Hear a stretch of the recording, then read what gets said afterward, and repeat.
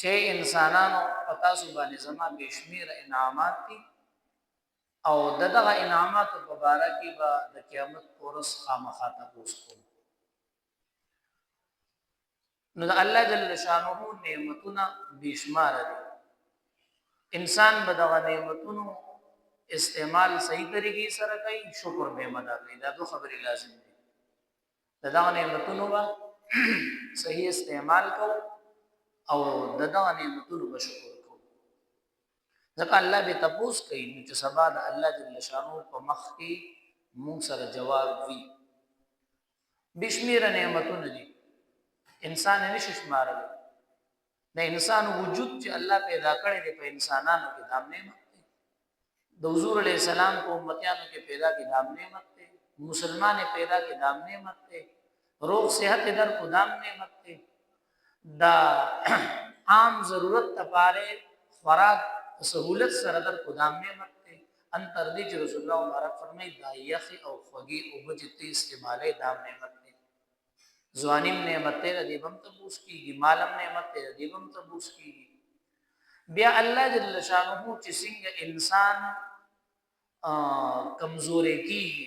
او څنګه چې انسان په ضرورت په د وخت مطابق نوې نعمتونه ورکړي په خوابه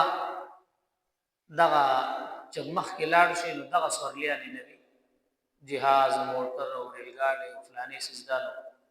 پیاده سفر وي او زیات نزیات اخچرو اسونو او پدی باندې په سفر پیاده وخلکو سفرونه کول وګد سفرونه او یا وسو پدا اسونو پدی خوان وغیرہ به کول انسان رو کمزور شي الله جل شانو د سہولیات راو څومره قسمه سورلیان الله جل شانو را دوی پدا نعمتونو کې یو لوی نعمت نن سبا چې دی او وې نو موبایل هم دی نعمت ورته ولې وې نو دا غي دلیل هم دا دی چې قران مونږ ته دا نظریه راخی چې د یو سیز نقصان څنګه دی هغه مونږ او فائدې څنګه دا هغه مونږ نو یو طرف ته دینو ګوري دواړو ته وګوري بیا فیصله کوي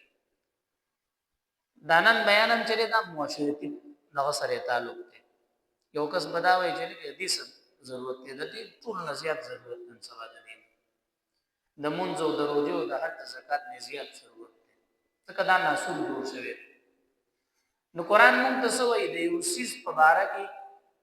چې یو سیس کې فائدہ وي دا غي بیانم کوي او چې نقصان دی دا غي بیانم کوي شراب حرام لانو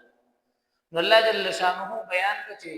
چې په دې کې فائدې نشته او نقصانات نشته خو به بیان کا اسمهما اکبر من نفعهما د شراب کلو چې کم فائدې د نقصان ته ډیر زیات دي وکلمن انسان لپاره اشاره کافی و ډیر خلق شراب سکل پرې هو ځل کې د درې فائدې دي په تو نقصان نه دي شمار دي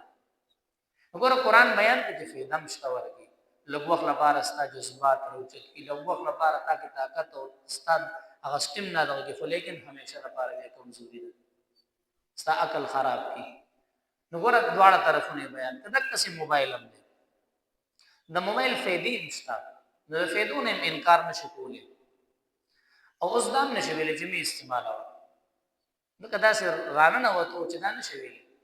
نو فائدې سړي او نقصانات سړي او هغه فائدې او نقصانات تعلق چې دی نو قران او حديث سره دی فائدې نو نعمت هم دی مثلا غړای د پکې د غړای استعمال ختم کو بس ټیم په دې کې ګور دی او فائدې شو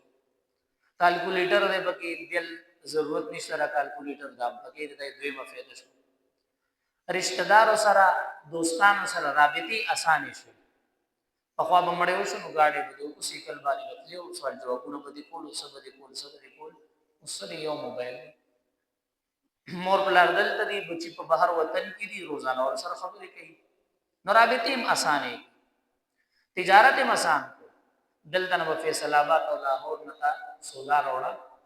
تلی بخوخوله بده دو پیری بده کولو دلته نو موبایل خوخه دا د سیز راولېګا بینک کمپنی کې راو پیسې ځان سره د قرضو ضرورت نشته الګي پیسې بس درسین نو سہولیات هم دی بګي د پیغام رسول یو لوی ذریعہ ده تا ته یو بس ناس چې خبره د دین اوري او څو د دې موبایل په ذریعه سونو زرګونو ته لاړ شي. نو دا هم سہولت دی. یو کتاب د په زرګونو روپو دی تی نشي اخیستی او ستا په ملک کې نه ملاویږي، په بل ځای کې دی. په دې موبایل کې پی ډي اف کې راواچوه نو څه د زرګونو کتاب په یو څو روپۍ کتی شي. بل دقسې دغه د بیټرۍ او د ټارچ هغه دغې هم ختم کړو، لایټ هم پکې دی. نو فایدې هم دي پکې، دغه فایدې دي. دغسې تعلیم یې آسان کړو. یو سړی کوم ځای کې ناست دی کلاس اخلي او ته دلته هغه سره سبق وایي، نو بېشکه دا یې فایدې دي، د دې نه انکار دا نشي کولی. ته دلته کې ناست دی لکې او ټکټ اخلي، د ریل ګاډي اخلي، د جهاز اخلي، دلته نه بس بک نو ستا یو قسم د ټکټ کاونټر هم په کور کې ناست دی او سودا کې پیسې ورلېږي، پیسې ورته رالیږي. نو بهرحال دا یې فایدې دي.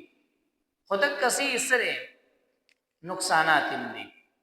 نو د یو څیز یو طرف ته به نه ګوري چې صرف فایدې ته ګوري، نه بل طرف ته به هم ګوري، نقصان ته به ګوري چې آیا فایدې نه نقصان زیات دی او که کم دی. که فایدې زیاته وي نو بس ټیک ده، او که نه نقصان یې زیات وي نو د فایدو طرف ته چې نظر کې نو ورسره به